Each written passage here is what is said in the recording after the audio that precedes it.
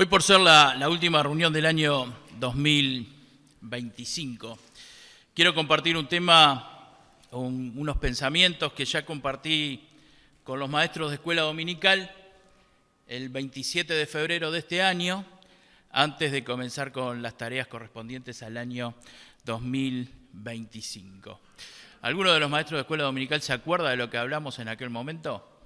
Sería un milagro.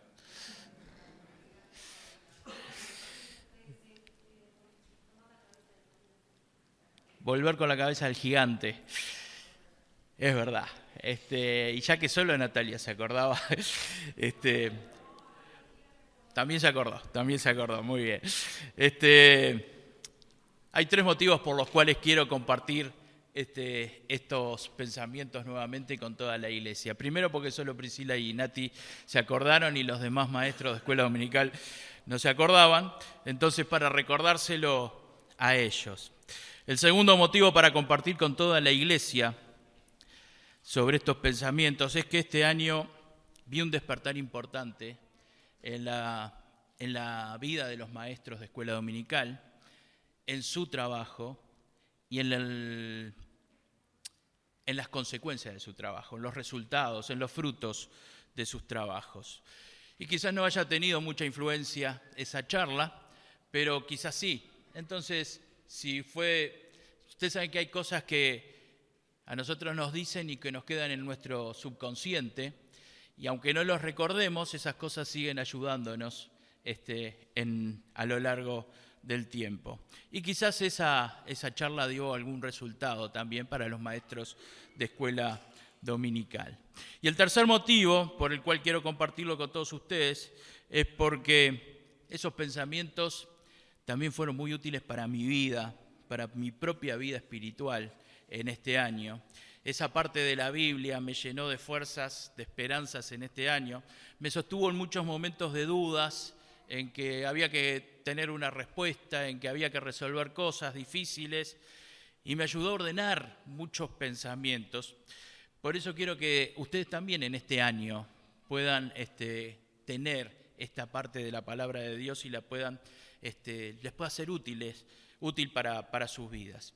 Entender esta parte de la Biblia puede ser un impulso para crecer, para encarar diferentes dificultades que se puedan presentar en el año 2026, porque van a haber dificultades en el año 2026, van a haber dudas, van a haber momentos difíciles, van a haber momentos en que tengamos que resolver ciertas cosas complicadas, y yo quiero que sepas esto para que también te ayude en tu vida.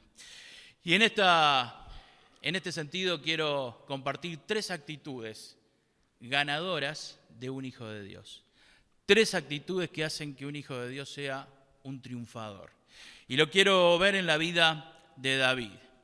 Y quiero hablar de tres actitudes ganadoras como hijo de Dios que tuvo David y que lo llevaron a ser un triunfador.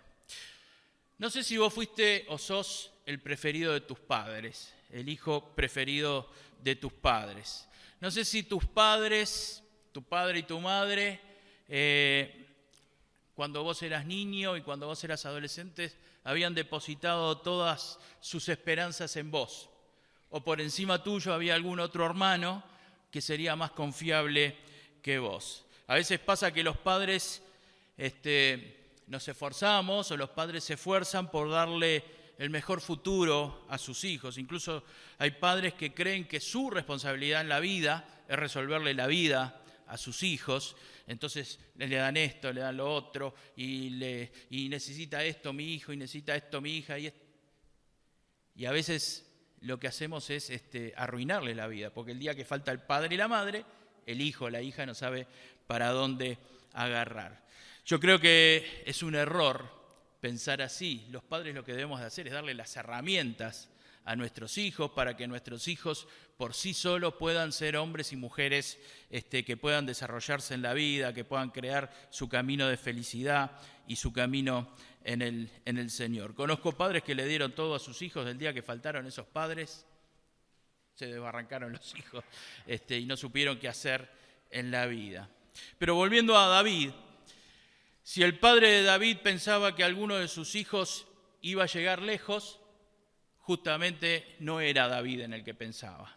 Pensaba más bien en los otros hijos suyos, y no era justamente David en el que tenía depositadas sus esperanzas. Para el padre de David, David era el hijo menos pensado, podríamos decir. Pero eso no fue un problema para la vida de David. Para el padre de David, si habían hijos importantes eran los otros y no justamente David. Por eso digo que era el hijo menos pensado. Dice la Biblia que Dios le había enviado al profeta Samuel a la casa de Isaí, a la casa del padre de David, porque Dios le había dicho que debía ungir a uno de sus hijos para que fuera rey sobre Israel. Isaí tenía muchos hijos y vino el profeta Samuel a ungir a uno de sus hijos. Ahora, Isaí no sabía para qué iba a ser ungido uno de sus hijos. Sabía que cuando venía el profeta a ungir a alguien era porque había una tarea importante que iba a tener esa persona. Pero Isaí no sabía para cuál era la tarea que iba a venir a ungir a uno de sus hijos Samuel. Entonces llegó el profeta Samuel a la casa de Isaí y organizaron un culto de adoración a Dios. Lo organizaron en el altar que estaba en la casa de Isaí y empezaron a venir los hijos de Isaí para participar de ese culto de adoración en el cual uno de ellos iba a ser ungido. Y a ese culto primero llegó Eliab, el hijo mayor de Isaí. Y era un muchacho alto, elegante, bien formado. Y dice que cuando Samuel lo vio se impresionó y dijo, seguro que es el que Dios me mandó a ungir. Y dice que Dios le dijo, no mires lo que ven tus ojos, porque Dios mira el corazón y no el aspecto físico de las personas. Y después de Eliab vino Abinadab. Y Samuel dijo, seguro que es y Dios le dijo, tampoco es Y después de Abinadab vino Sama.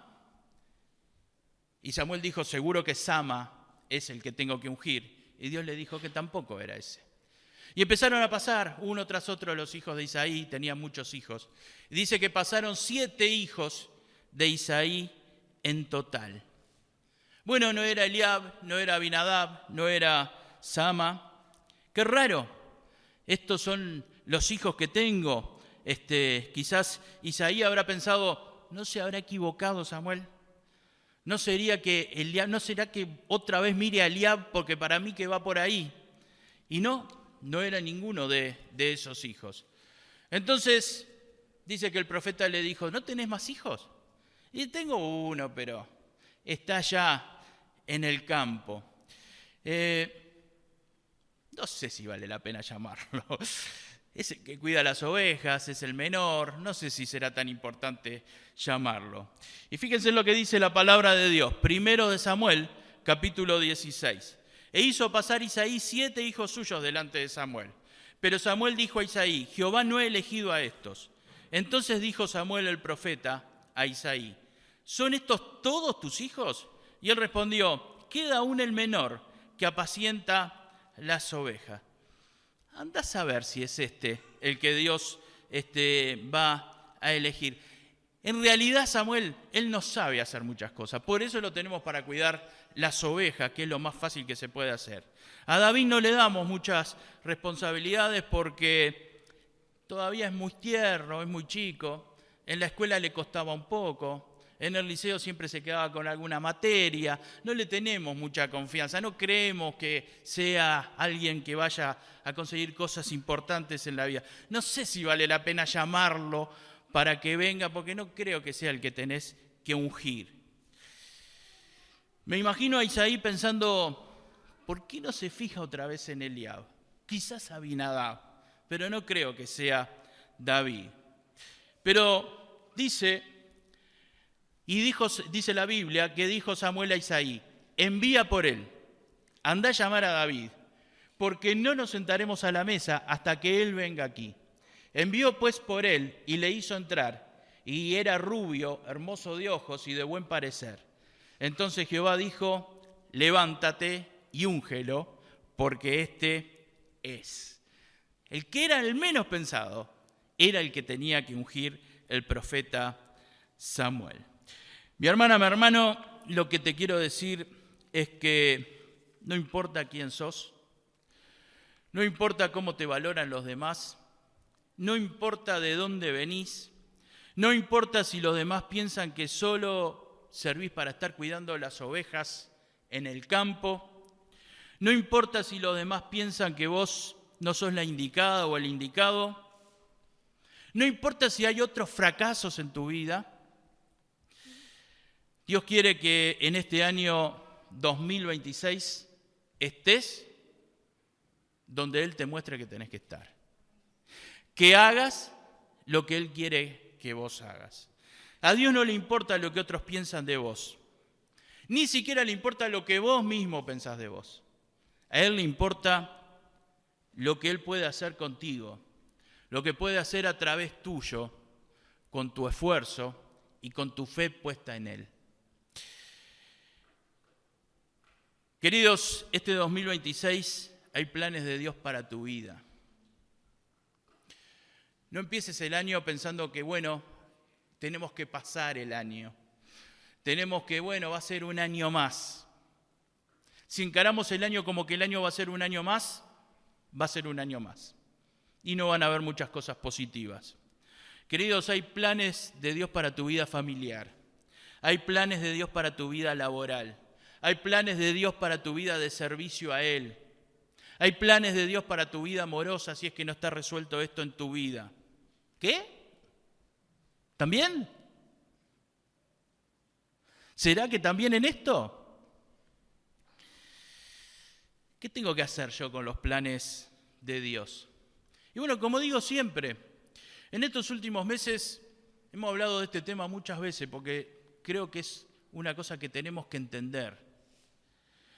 Que a veces ignoramos que hay planes de Dios y pensamos que la vida se va dando y se va dando las cosas como vengan. Pensamos que la vida es un devenir y no nos damos cuenta que ya hay planes de Dios establecidos para tu vida.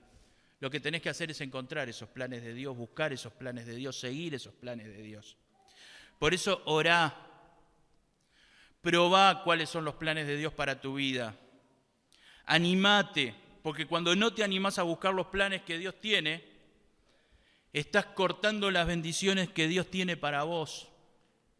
Por eso tenés que animarte a buscar cuáles son los planes de Dios. Por eso yo te animo que el 2026 sea un año de animarse a buscar los planes de Dios.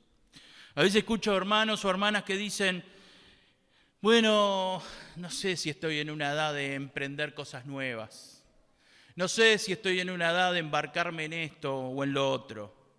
No me siento capacitado, yo no soy como aquel, como el otro que hizo tal curso, que aprendió tal cosa. No es el momento de mi vida ahora hacer esto. Ya me pasaron algunos años. Para Dios eso son solo excusas. Para Dios no es lo más importante si te sentís o no te sentís capacitado. ¿Qué es lo más importante para Dios? ¿Qué es lo más importante para Dios para que vos crezcas, para que vos prosperes, para que vos le puedas servir? Mi hermana, mi hermano, ¿saben lo que le dijo Dios a Samuel de David? Primero de Samuel capítulo 13. Jehová se ha buscado un varón conforme a su corazón. Y esta es la condición que Dios busca.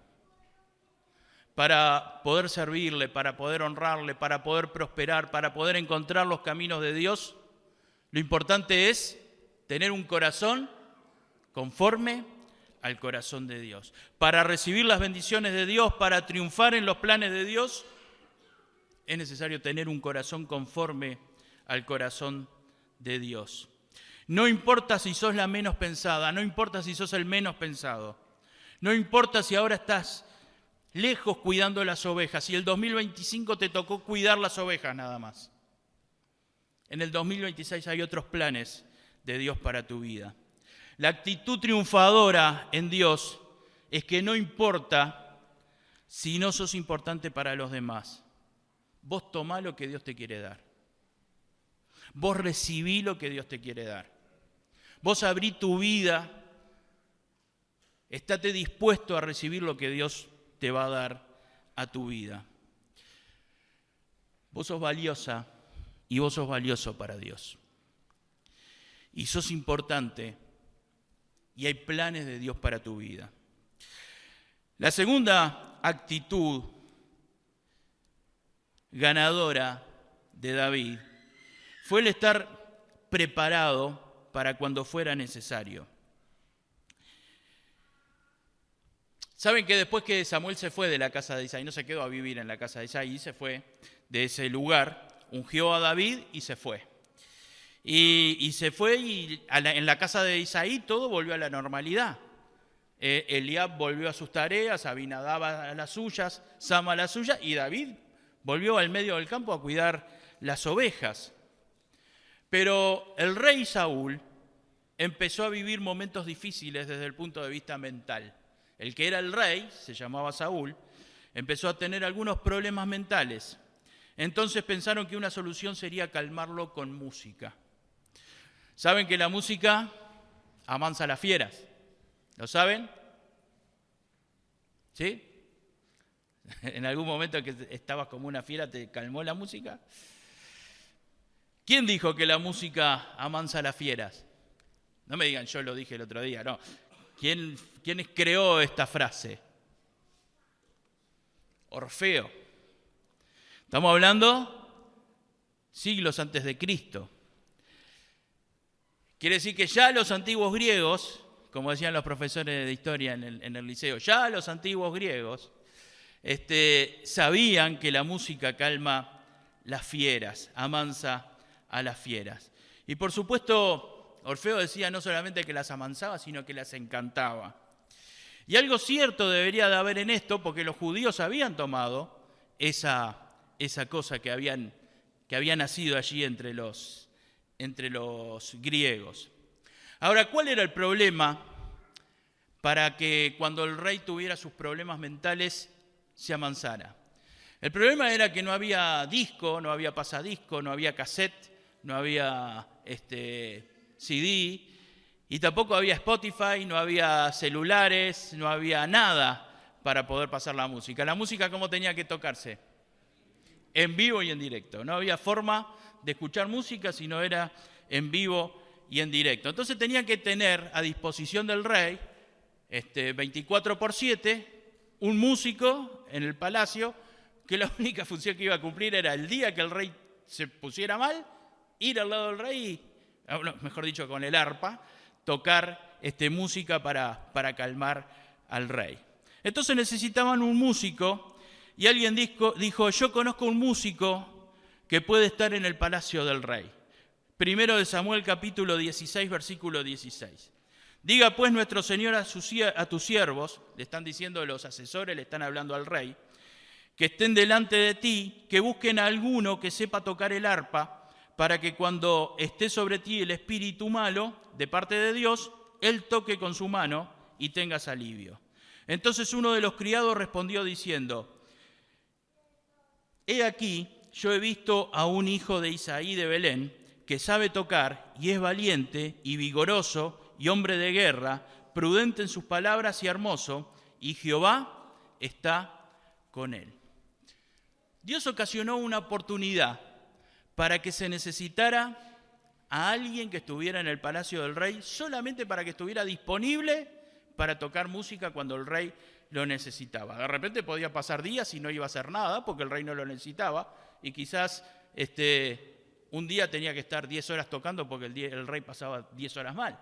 Pero era alguien que tenía que estar disponible para eso. Se necesitaba un músico. Ahora, tenía que ser alguien que iba a estar en el palacio del rey. En esa reunión de trabajo entre los asesores del rey, había alguien que alguna vez había escuchado a David tocar el arpa. Mi hermana, mi hermano, en 2026 Dios va a abrir puertas, va a presentarte oportunidades, pero vas a tener que estar preparado para esas oportunidades. Van a haber oportunidades para servirle a Dios, van a haber oportunidades laborales, van a haber oportunidades de relacionamiento con nuevas personas. Lo que es necesario es estar preparados para cuando Dios abra esas puertas.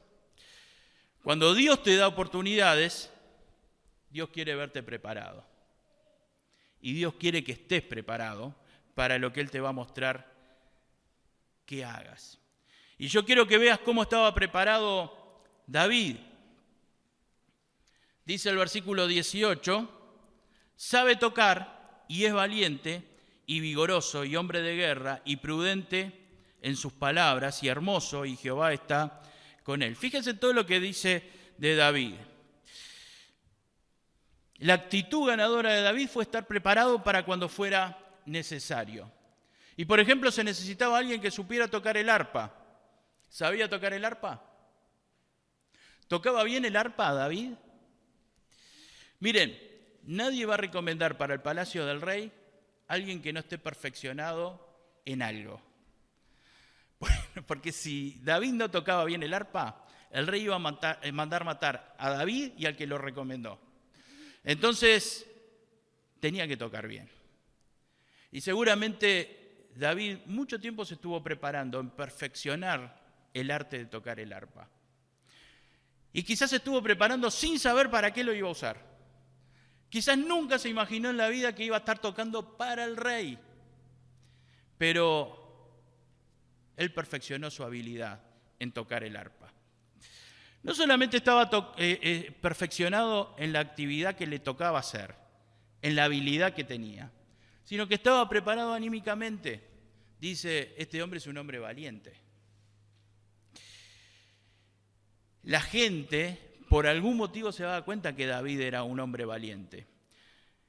David estaba todo el día en el campo, no se achicaba de estar en el campo y tener que enfrentar quizás alguna fiera para defender sus ovejas.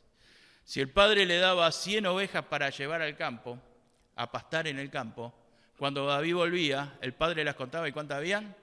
100 ovejas. No se le perdía ni una. ¿Y por qué? ¿Porque no había peligro? No. Porque él las cuidaba con valentía. Otra de las cosas en las cuales vemos que David estaba preparado socialmente. Dice, prudente en sus palabras. Era prudente en sus palabras. Una persona prudente en sus palabras no habla de más y no habla de menos. Una persona prudente en sus palabras es una persona simpática. Una persona prudente en sus palabras es simpático pero no metido. Una persona prudente en sus palabras sabe cuándo tiene que decir y cómo lo tiene que decir. Estaba preparado en su relacionamiento social. El otro que estaba preparado era en su vida espiritual. Alguien que lo está recomendando dice, Jehová está con él. ¿Cómo dice alguien, yo conozco a alguien que Jehová está con él? ¿Cómo podemos decir de alguien, yo conozco a alguien que Dios está con él? Porque uno lo ve en su vida espiritual. Lo vi orar, lo vi alabar a Dios, lo vi leer la palabra de Dios. Yo voy a la iglesia los domingos y está todos los domingos. Voy los miércoles a la reunión de oración. Y cuando hay reunión de oración, que ahora no tenemos el próximo miércoles, pero si el otro está en la reunión de oración. Y quiere servir a Dios. La actitud ganadora de un hijo de Dios es estar preparado y preparada para cuando Dios abra una puerta, y puede ser una puerta para crecer, puede ser una puerta para servirle, puede ser una puerta para prosperar en algo en tu vida. Lo último que quiero mostrarte en David es que también David fue un hombre que actuó con sabiduría en situaciones difíciles. David fue una persona que supo actuar cuando la mano venía fea o la mano venía movida. David supo actuar cuando otros flaquean o cuando otros de repente se les dispara la térmica y se les complican las cosas en su forma de actuar. Dice la Biblia que el padre de David lo había enviado a llevarle unos alimentos a sus hermanos que estaban en el frente de batalla. No solamente llevaba para sus hermanos, llevaba alimentos para todo el escuadrón. Y dice que el padre lo mandó para que viera a ver cómo estaban sus hermanos. Entonces David llegó al lugar de la batalla y empezó a buscar a sus hermanos y encontró a Eliab, a su hermano mayor. Y empezó a conversar con las personas que estaban allí esperando la batalla. Pero se ve que su hermano mayor, Eliab, no se lo fumaba mucho a David. No lo quería mucho, no le caía muy bien. Y fíjense lo que dice, 1 Samuel capítulo 17, versículo 28. Cuando vio que su hermano David estaba hablando con las personas que estaban allí, dice, y oyéndolo hablar Eliab, su hermano mayor, con aquellos hombres, se encendió en ira contra David y dijo, ¿para qué has descendido acá? ¿Y a quién has dejado aquellas pocas ovejas que en el desierto? Yo conozco tu soberbia y tu malicia, y la malicia de tu corazón, que para ver la batalla has venido. ¿Y qué le respondió David? ¿Qué he hecho yo ahora? ¿No es esto mero hablar? Lo único que estoy haciendo es hablando con la gente. No estoy haciendo nada malo. El hermano mayor de David, dice la Biblia que se encendió en ira. ¿Cómo se imaginan a alguien encendido en ira? ¿Cómo es? Molesto. Grita. Se le ponen duros los músculos de la cara. ¿Qué más? Enojado. Se le desorbitan los ojos, ¿no? No para de hablar. En los dibujitos animados la cara se le pondría roja. Toda roja la cara. ¿Y qué le dice a David? ¿Qué le dice el hermano mayor a David? Vos no servís para esto. Vos tendrías que estar cuidando las ovejas. Vos no tendrías que estar acá. Vos tenés que estar allá. Acá estamos los grandes, los importantes, los cracks. Vos tenés que estar allá. Esto no es para vos. Tenemos unas pocas ovejas y todavía las vamos a perder porque vos no cumplís con la única tarea que tenés, que es cuidar las ovejas. Esto es para gente preparada. Yo conozco tu soberbia y tu malicia. La reacción de Eliab parece totalmente desproporcionada, desmedida. Un maltrato a su hermano David. No solamente lo maltrató, quiso hacerle sentir culpa. Por tu culpa vamos a perder las pocas ovejas que tenemos. Generalmente el que maltrata, el que está acostumbrado a maltratar, genera una culpa en el otro. Trata de generar una culpa en el otro, en la otra persona. ¿Qué nombre le podríamos poner a esta actitud de Eliab hacia David? ¿Cómo podríamos decir? Desprecio. Por un lado, desprecio. ¿Qué más? Envidia. Quizás celos. Envidia. Son primo hermano. Lo subestimó. Vos tenés que estar con las ovejas, no estar acá. También podríamos decir que fue un desagradecido. Te vino a traer cosas y vino de parte de tu papá a preguntarte cómo estás. Te costaba nada tratarlo bien. Queridos, queridas, siempre pueden haber personas que nos desprecien. En cualquier lugar pueden haber personas que nos desprecien. En cualquier lugar pueden haber personas que piensen, este no sirve para esto, no sirve para lo otro. En cualquier lugar puede pasar que nos vean de esa manera. Siempre pueden existir personas que nos menosprecien. O pueden haber personas que sientan celos por nosotros, o envidia. O pueden haber personas que traten de hacernos sentir mal, de hacernos sentir inferiores. Siempre van a haber personas, o pueden haber personas, que digan que hay otro mejor que vos para hacer esto. No sé por qué te pusieron a vos. Qué injusta que es la vida. Yo lo podría hacer mucho mejor que vos. Ahora, ¿cuál fue la actitud ganadora de David en esta situación? ¿Cuál fue su actitud de hijo de Dios? ¿Qué hizo David ante el desprecio y el menosprecio de Eliab? Y se puso a discutir. ¿Se puso a discutir? No se puso a discutir David. Ante el menosprecio y el desprecio de Eliab, David no se desanimó, no se desalentó, no se puso a discutir, no respondió como hubiéramos respondido cualquiera de nosotros humanamente, no bajó al piso de abajo y se ubicó en el mismo piso que Eliab para discutir y para hablar de lo que no lleva a nada y lo que no conduce a nada. Porque Eliab, en vez de estar acá, bajó, y David no bajó al mismo piso donde estaba Eliab. David le dijo, ¿qué hice? ¿No es mero hablar? Estoy conversando nada más con las personas. Y dice que se fue a otro lugar. Se fue para no discutir. Los hijos de Dios ante estas situaciones no debemos bajar al nivel donde se ubicó el otro.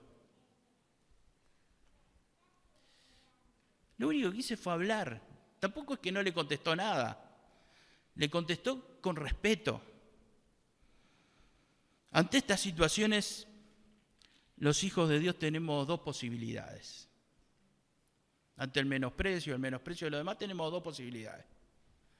Una es la que dijo Jesús. ¿Cuál es?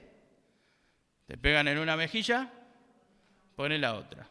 Ahora, si a vos no te gusta poner la otra mejilla, yo, por ejemplo, a mí no me gusta poner la otra mejilla, la otra posibilidad que tenés de hacer es hacer la que hizo David. Con respeto, no estoy haciendo nada malo, estoy hablando nada más, y se fue. No se quedó a discutir con su hermano. Ahora, a los ojos de los que estaban al lado de Eliab, ¿cómo quedó David? Flojito tu hermano el chico, ¿eh? Le dijiste dos palabritas, lo ubicaste en su lugar y se peló, ¿eh? Tuviste bien, Eliab. A estos botijas hay que ponerlo así en vereda enseguida. Quedó como alguien flojito delante de los demás. Quizás muchos le palmaron la espalda a Eliab y le dijeron, estuviste bien, ¿eh? Vos sos el hermano mayor, tenés que hacerte respetar de alguna manera. A veces hay que tratarlo así a los más chicos. Pero la actitud de David fue la actitud de un triunfador. ¿Cómo terminó este día, esta jornada en la vida de David? ¿Cómo terminó esta jornada en la vida de David? Con la cabeza del gigante en la mano. Y dice la Biblia que se puso la cabeza del gigante en la mochila y se la llevó a Jerusalén. Terminó con la cabeza del gigante en la mochila. Y David tomó la cabeza del filisteo y la trajo a Jerusalén, para que no mientan, para que no digan que yo miento. ¿En qué la llevó? En la mochila, no tenía otra cosa donde ponerla. No sé si tenía mochila o qué tendría. Ese día, David mató al gigante y Eliab quedó como la gran persona que lo puso en el lugar que le correspondía.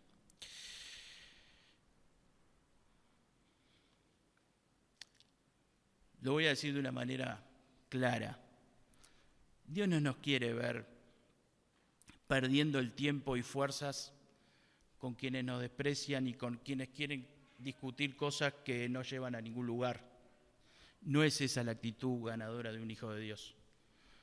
La actitud de un hijo de Dios es aprovechar el tiempo en las cosas que son necesarias. Dios no quiere vernos discutir con gente que ya sabemos que no nos va a conducir a nada, o que las cosas las dice por celos o por envidia o por lo que sea. Para ser más claro, ¿qué hubiera pasado si David, en lugar de decirle, estoy conversando nada más, se dio media vuelta y se fue? ¿Qué hubiera pasado si en lugar de hacer eso, se quedaba discutiendo con Eliab?